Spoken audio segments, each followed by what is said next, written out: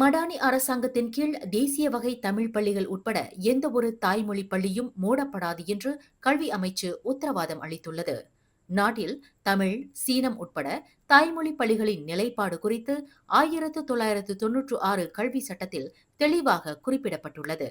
எனவே தாய்மொழி பள்ளிகளின் செயல்பாடுக்கு வழங்கப்பட்டுள்ள அங்கீகாரம் குறித்து கேள்விக்குட்படுத்தவோ அல்லது சர்ச்சை செய்யவோ முடியாது. அதற்கு சட்டத்தில் இடம் இல்லை என்று கல்வி அமைச்சர் ஃபட்லினா சிடேக் தெரிவித்தார்.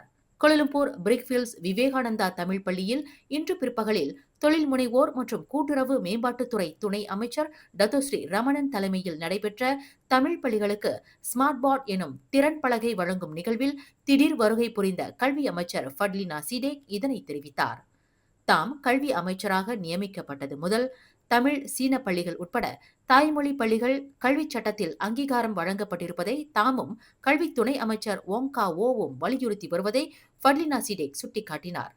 சில நேரங்களில் தமிழ் பள்ளிகள் மூடப்படும் என்று வைரலான கதைகள் உள்ளன.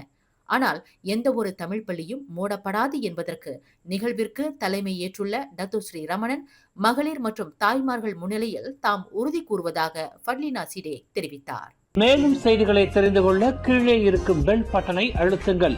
உங்கள் மகிழ்ச்சியை வெளிப்படுத்த லைக் மற்றும் ஷேர் செய்யுங்கள். தொடர்ந்து திசைகளோடு இணைந்திருக்க சப்ஸ்கிரைப் செய்யுங்கள்.